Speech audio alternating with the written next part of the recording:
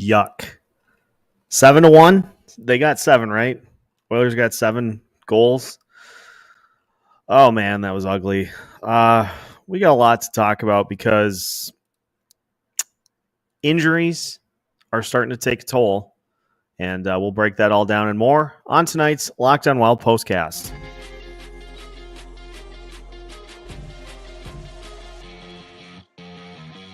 You are Locked On Wild POSTCAST, part of Locked On Minnesota on the Locked On Podcast Network. Your team every day. Welcome into tonight's Locked On Wild POSTCAST as the Minnesota Wild get wiped up and down the ice in a 7-1 loss to the Edmonton Oilers. That's not even the big story of the night. The big story is Jake Middleton leaving the game 37 seconds in after blocking a shot. It appeared from replay that got him in the hand. He did not return, and he was pretty quickly ruled out for the rest of the game. That's a problem. And we got a lot to talk about, including Jets fans hopping in to celebrate them being back in first place, which is awesome. Congrats to you guys. Brian, injuries may finally be catching up to us the next week or so. Holiday break can't come soon enough. Jonas Brodin out, Joel Eriksson Ek out, Matt Zuccarello out, Jake Middleton also out. That's a problem. And look, you can offset one injury defensively. Like I talked about in previous episodes, Jonas Brodin being out, Declan Chisholm was able to step in and fill that spot. And the defense still was doing good. But losing a guy who was arguably playing the best of any of the defensemen. I mean, you can say next man up because that's just how it works, but you can't just spread that type of impact out. You're talking about trying to replace two guys that play on average 22 to 25 minutes a night.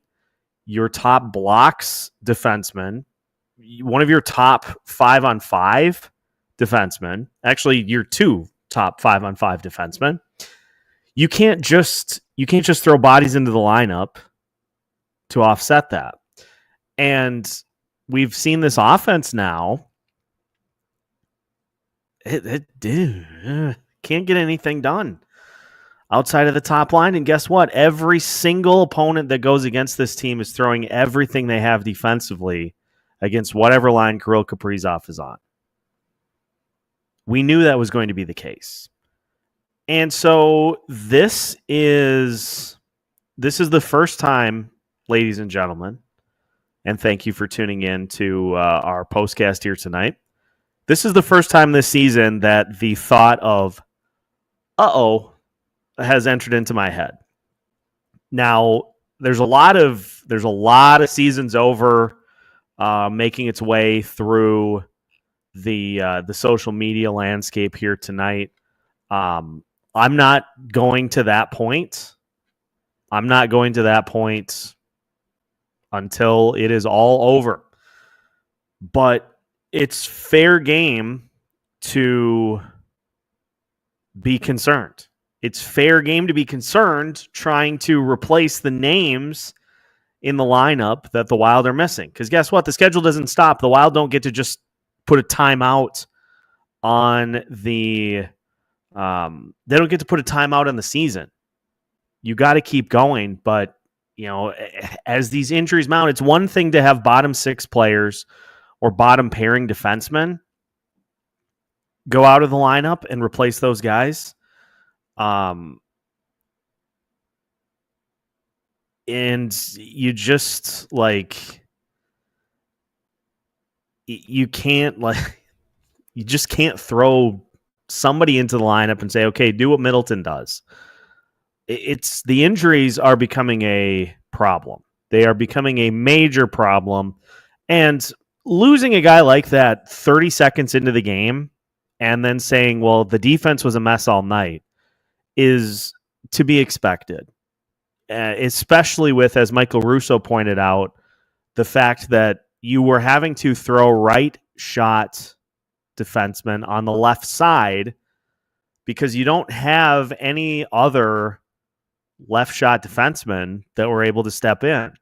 And this is where Damon Hunt is going to be missed right now, because if Middleton goes on IR, which if it's a broken hand, as was being floated around by all the Twitter doctors, if it's a broken hand, he's going to be out for a few weeks at least.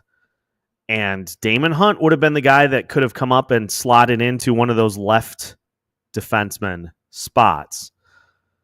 But now he's not here. So I don't know.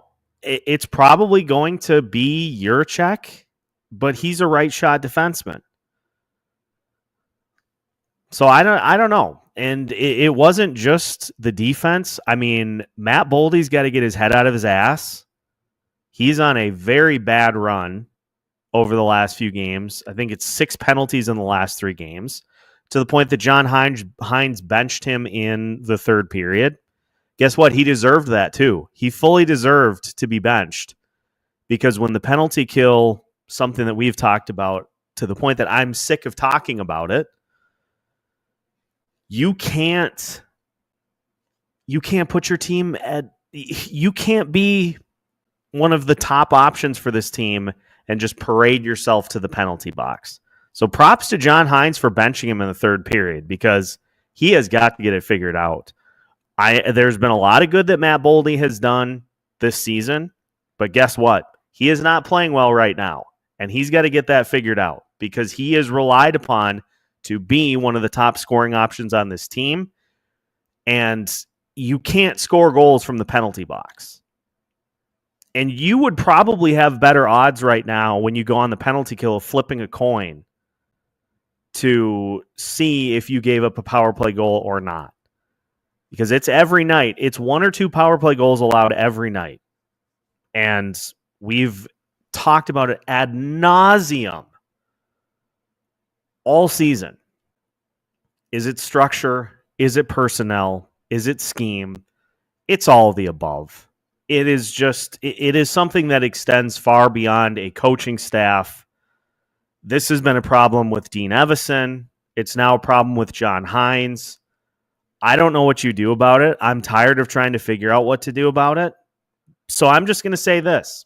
You're going to get bounced in the first round if you go into the playoffs with your penalty kill like that. You're going to get bounced in the first round. You probably won't even win a game. So you've got 52 games to get it figured out. Between now and the end of the regular season, you have to get it figured out. And it has to be a 180, because it's embarrassing. And we are not, I'm not nitpicking to see it. We all see it. The fans sitting in the seats, every time the Wilds go on the penalty kill, say, "Oh God, here comes another power play goal given up." We all see it. So how about somebody figures out something to do about it? It comes down to little detail plays. Sure, okay, fine. Fix them. Fix the little detail plays that are leading to goals being given up. Because guess what? It was 5 seconds into the game today that the Oilers had already scored, that they were already on the board. So you spotted the 5 seconds into the power play. 7 minutes into the game, you spotted the Edmonton Oilers a power play goal. And then they get a shorthanded goal because the power play is a mess too. And then another power play goal. You can't just laugh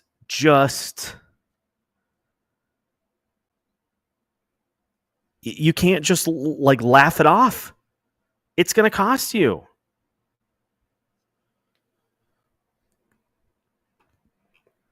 So I hope nobody's expecting a thorough breakdown of this game, because I'm going to be honest. I was calling high school sports tonight, and so I didn't watch a second of this because it was on ESPN. I didn't really need to, because 7-1 pretty much tells the story. I know that losing Middleton early leads to a mess, but I'm concerned. I'm concerned about where things are at, and let's start with panic alarm. Jake, the Minnesota sports fan, thanks for joining us tonight. By the way, you can sound it. I have no problem with that because, you're not going to call somebody up from Iowa and just say, "Yeah, you just take Middleton's spot." These losses are becoming too big for single players to be able to offset. And it's being done out of necessity, but holy crap.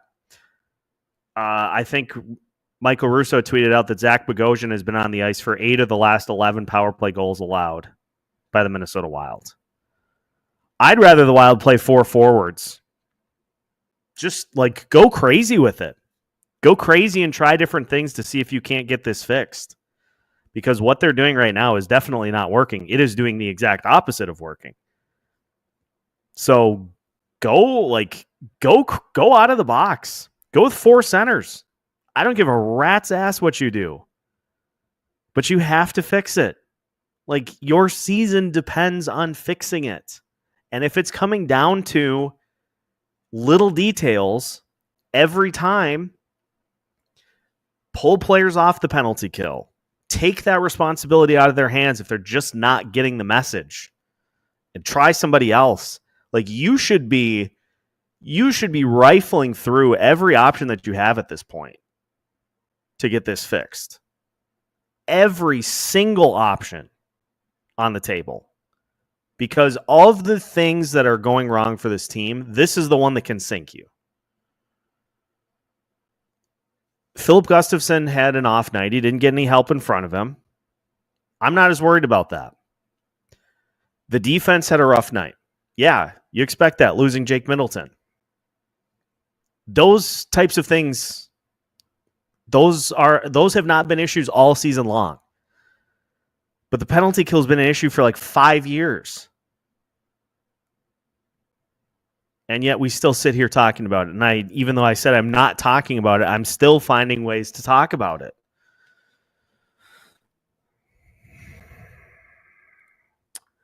Thanks for your victory lap, Danica. I hope you enjoy it. Yeah, cool. Jets are back in first place. Thanks for coming back here to tell me about it.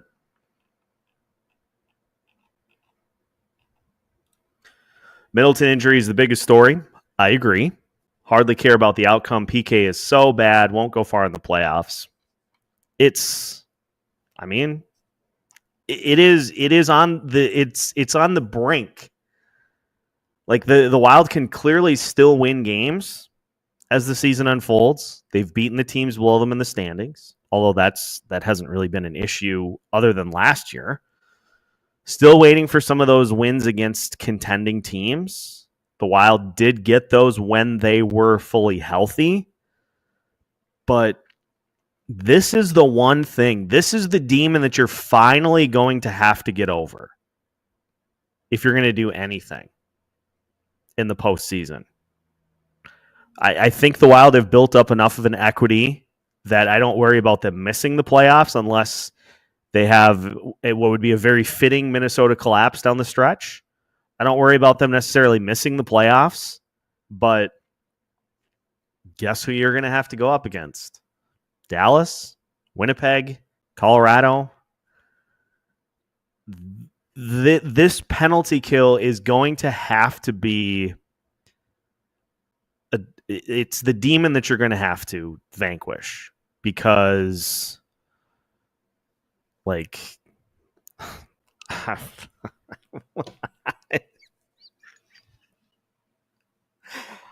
don't know what to say about it. I don't know what to say. We've spent hours on this show trying to break down how to fix it. We've spent literal hours on it. And it's still not It's still not a thing. Does anybody remember Dakota Mermis? I do. Evidently, the Wilds, from what Michael Russo said, he was asked about Mermis on Twitter because Mermis got claimed by somebody. Asked if the Wild maybe had any interest. And from what Michael Russo said, the Wild tried to claim him, but guess what? They were too good to be awarded the waiver claim. So he could have helped, but whoever, I don't remember which team got him, but he went to a team lower in the waiver claim. So that just not meant to be. Russo tweeted about Billy and the assistants having a private meeting about something. Should we wildly speculate? I mean, we can. I am of the I'm of the belief that you might need to go get some D help.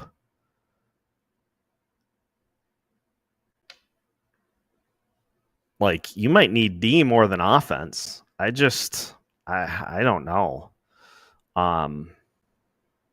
You need a few things.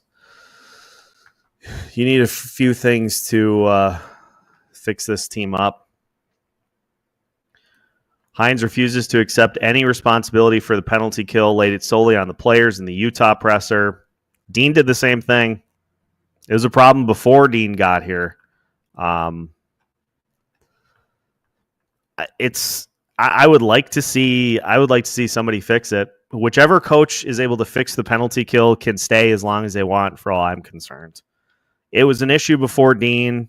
It was an issue before John Hines.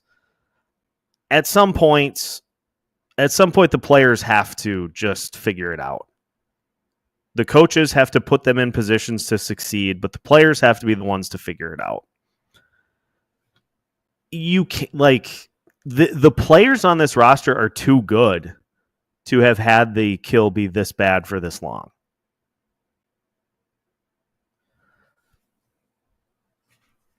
I don't know. I don't know what to talk about. Let's talk about Matt Boldy having a pretty bad month.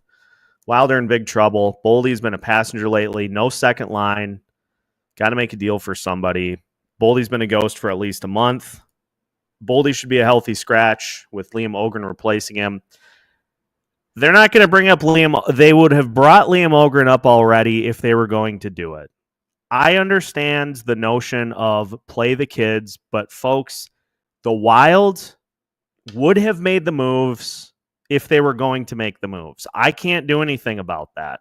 I don't make the roster. I don't make the personnel decisions. I understand the frustration with not seeing particular players, but as I talked about a couple of weeks ago, the coaching staff clearly has things that they want to see Liam Ogren do before he comes back up. I do not have Bill Guerin's on the roster. I would be fine with Matt Boldy getting scratched, but guess what? He's too important to this team to be put in that position. So how you send a message to him is what John Hines did tonight, and you bench him for the third period. Hopefully he comes out of it, because if you throw all of your defense at Kirill Kaprizov, you have a chance to stop him. And so they need other players to be able to step up.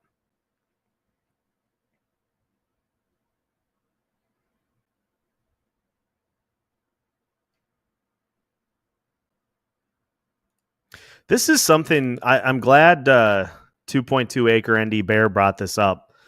They don't attempt to pressure the puck carrier ever. This is something that drives me insane. You can't sit back and let teams do whatever they want and then be surprised when things don't go well. Like, we gave up another power play goal. You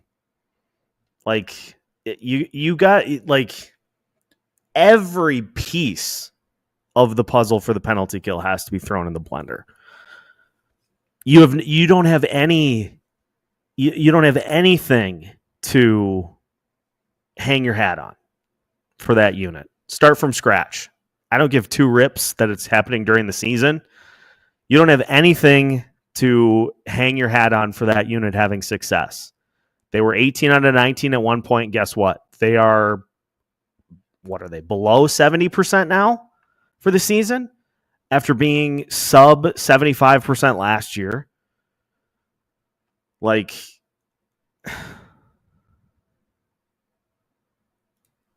if you watch playoff hockey, you know your D need to hit. The Wild D-men combined had 3 total hits all game. Bogo had 2 of the 3. It just soft. Once Middleton left the game, everybody kind of threw their hands up. And just like the game was pretty much decided at that point. I think Russo tweeted that. I saw it from a couple of other people. The game was pretty much decided at the point that Jake Middleton left. That's a bit of an issue. One thing I think we have this year that we didn't have last year is a bunch of potential people who can fill in from Iowa. Still have Ogren, Boyd, Clark, Walker, Height, and Raska. The depth is better this year. And it was mentioned, I think it was Brett Marshall that tweeted it out, that your fourth line guys have actually been decent in that fourth line role. Filling in for some of the names that have been out at the bottom of the lineup. But you expect them to be in that position, You expect them to be in fourth line roles. And the problem is that the guys that are in lines, say, 2 and 3, they're just not giving enough from a scoring perspective. The second line is not giving enough from a scoring perspective. And until that happens, this is just going to continue. Puck luck bankrupt tonight. I like that. Yeah, the Edmonton puck luck tonight was something else, especially on the Draisaitl, goals.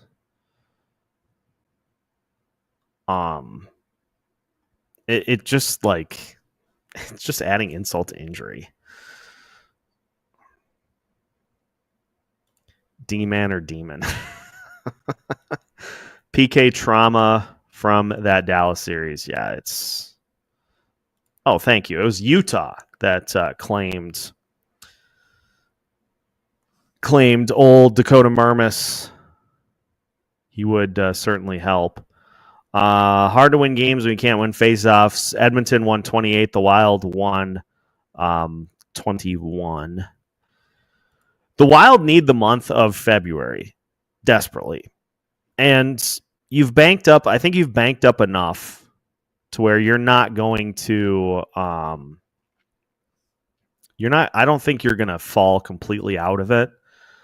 But the interesting part, I was talking on Twitter with a couple of people, and one of the responses I got was, this is going to be an interesting test for Bill Guerin and the front office.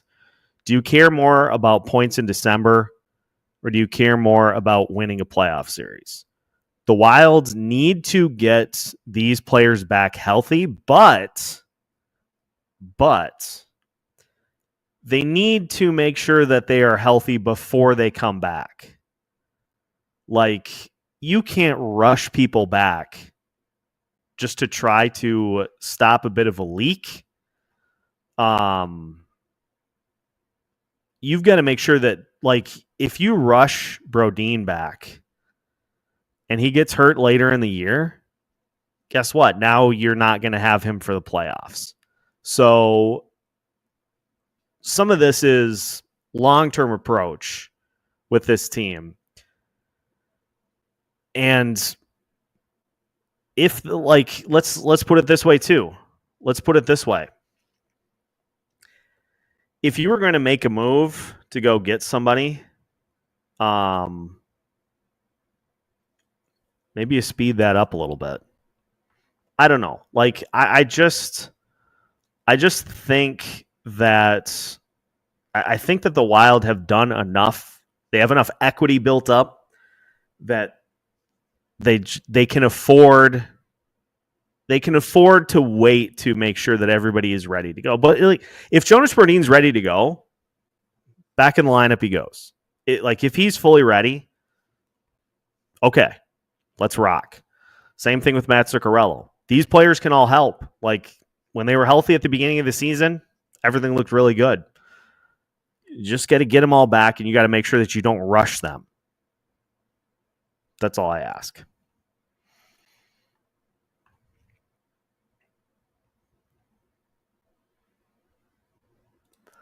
It was a bad game, but really considered who was out of the lineup. It is. I'm not ready to just like throw in the towel. A lot of that going on Twitter. It's a bad night, but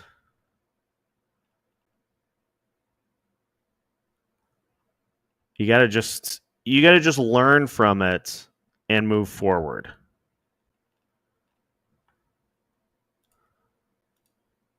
Do you think Cameron Crowdy can make any sort of an impact? He's big and physical, but right shot. I mean, at this point,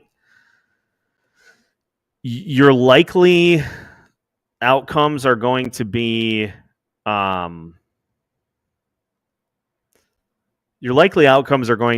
having Faber and Middleton as your top pairing. Then you probably go Spurgeon and Chisholm. And your third pairing is going to be, probably Bogosian and Merrill. Because, this is the other thing too, is like those guys have played reasonably well all season. So until that starts to become like this is it. This kind of game only becomes a problem if it becomes a trend. Like you can walk up to the cliff, but you don't have to put your feet off the edge. It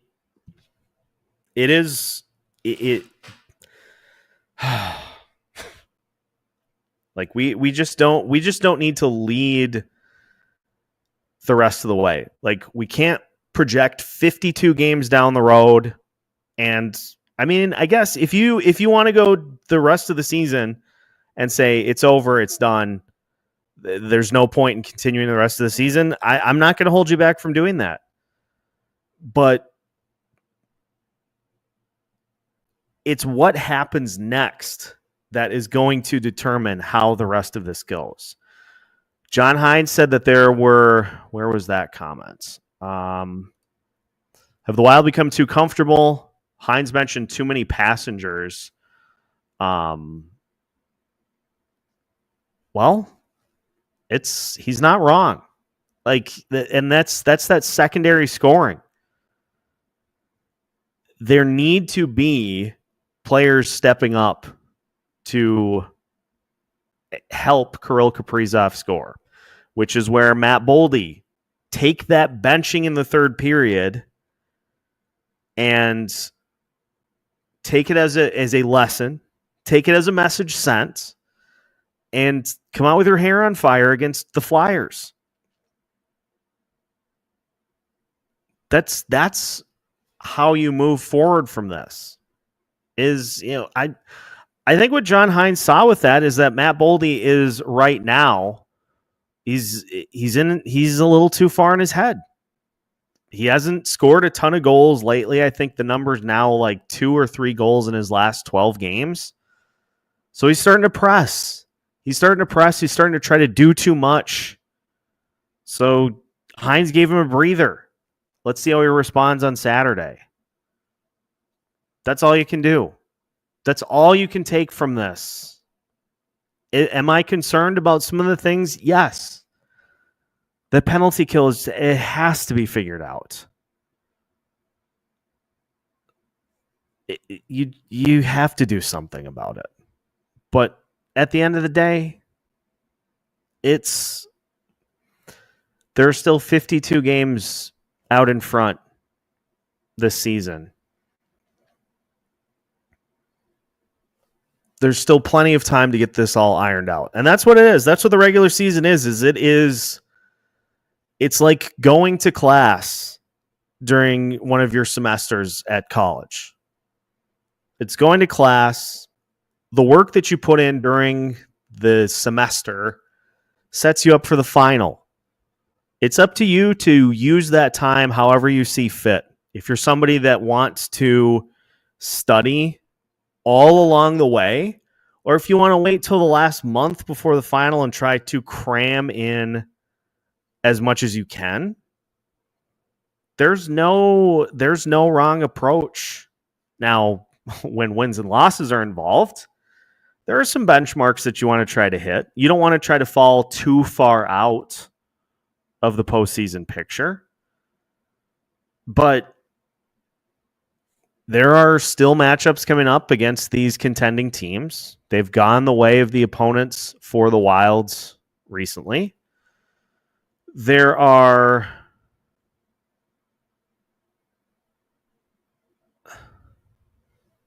what? The Kaprizov, Boldy, and Rossi line had 7 shots. Kaprizov 6, Boldy 1, Rossi none. Unacceptable for Boldy and Rossi. Rossi to the second line. Marat to the first line.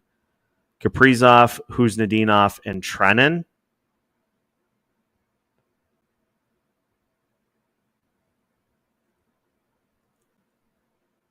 I don't think Marat is that guy right now. I don't think Marat Huznadinov is top center potential. Like, we got to relax, people. It was a bad game, but the Wild have had what? Single digits of those this season? Like, we got to...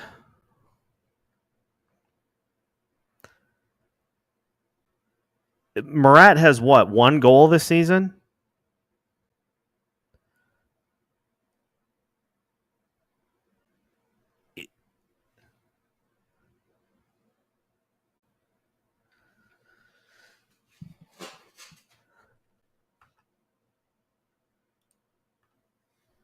I think the Wild have a fire under their rear ends for their next game. I hope so. I like that, Calvin. This is a Wild team that has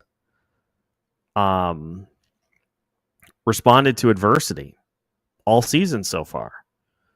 So they'll get an opportunity to do that on Saturday. 1 p.m. start time is weird, but get off to a good start at home against a Flyers team that is beatable.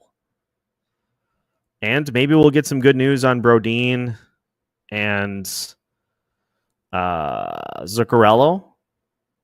Maybe you'll get some good news tomorrow.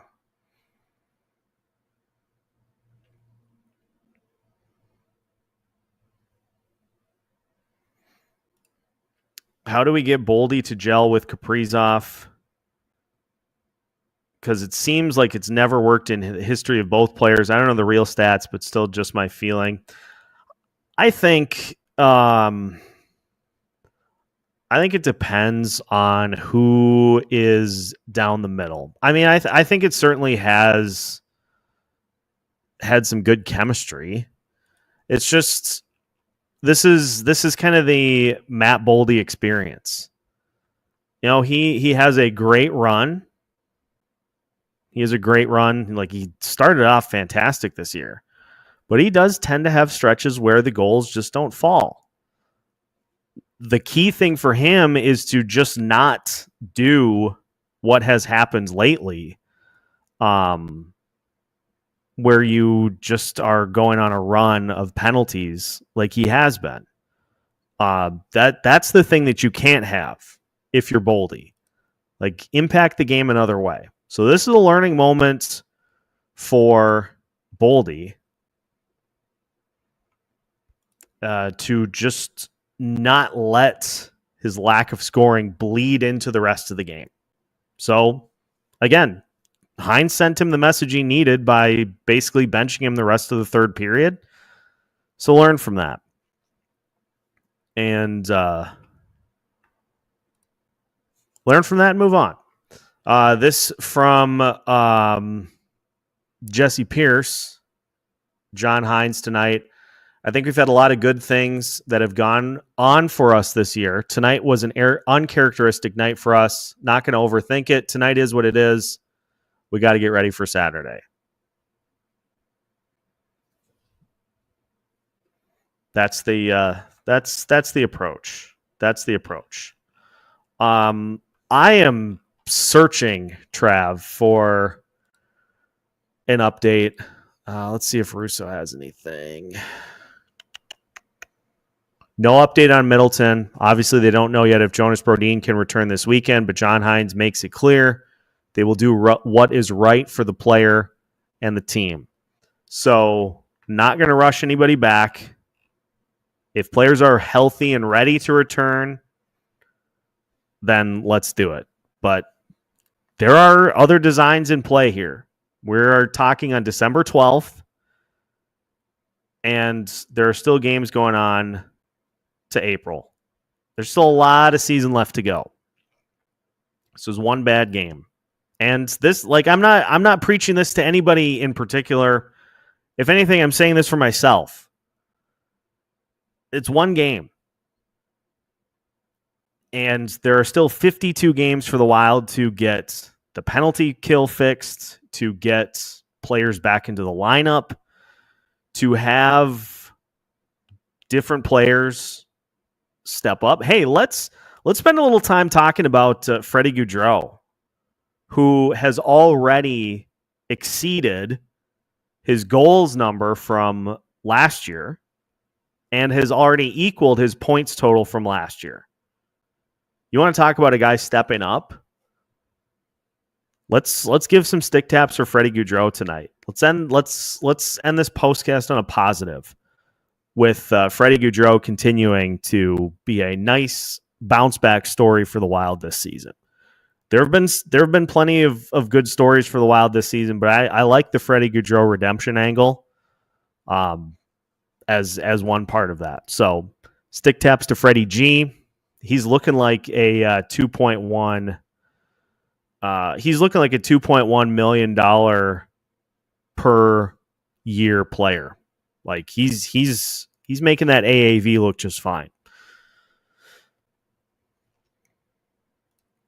Fix the PK. Most of all the other issues are negligible in the greater scheme. Yeah. Honestly, think the Wild will respond just fine on Saturday. Like the approach from Hines, obviously can't win them all. Every team has bad games. Yeah, the teams in front. Imagine being Colorado right now, who I'm pretty sure they lost again. Pretty sure they got beat again. I thought I saw that. Or at least they were losing. Yeah, they got beat by Utah 4-1. Nashville beat Dallas 4-1 tonight. San Jose beat St. Louis. Teams are not immune from bad nights. Hey, look at this from Levi. Lauko was good tonight, too. Lauko coming back into the lineup was a good step in the right direction for this team. Just got to get some bodies healthy, and just got to start. Just got to start getting bodies back in the lineup. Fix that damn penalty kill. Yeah, the Jets. The Jets got they were lucky to win that game because I'm pretty sure they were trailing early in that one 2-0. Every team has had bad games this year. And Brian, I'll say this. First game this season you had to shut off. This is game 20 of the season? So they've been doing pretty good so far. Question out of left field. What will Minnesota win first, the Super Bowl or the Stanley Cup? Well, that's a great question. I'm going to go Stanley Cup because of what is coming down the pipe for this Minnesota Wild team. All these prospects that they have. World Series. Get out of here with that. I'm going to say Stanley Cup because I feel like the Minnesota Wild are building a good foundation for this team. Parity reigns supreme in the NFL.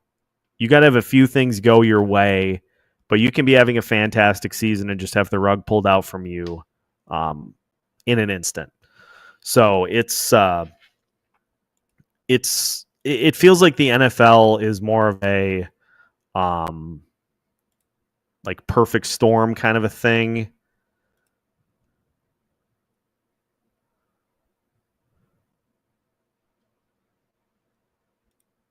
Oh God, I'm going to end up deleting my Twitter account tonight. What was I looking for? Where did it go? Ben Giselson had an update on David Jiricek and his first action in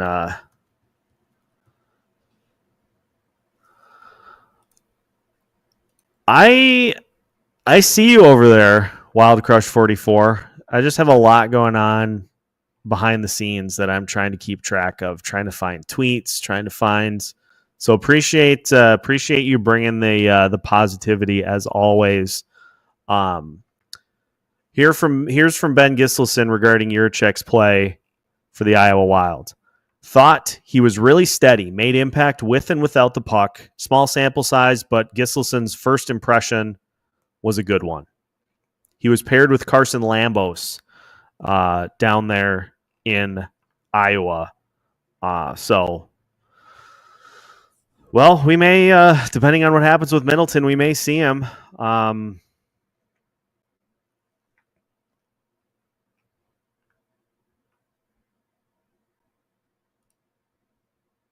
Bring a workmanlike professional effort on Saturday versus the Flyers and a win can be had. Well said. Amen to that. All right. I think it's going to wrap it. I got to go to bed. I got to get up before 5 tomorrow. So it's one game, folks. It's one game. Doesn't mean you can't be concerned about it because there are some things that are worrisome for me. We'll see if we get an update on Middleton tomorrow. I'll have an episode for you probably right after lunch, just with some thoughts, and we'll see what shakes out at practice for you tomorrow. But yes, we will have you covered with post games this weekend, Saturday and Sunday. So we've got POSTCAST coming up for you both games. So make sure to tune in for those.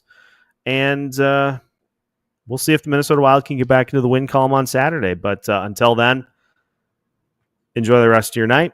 And you can find new content every Monday through Friday as part of the Locked On Wild podcast.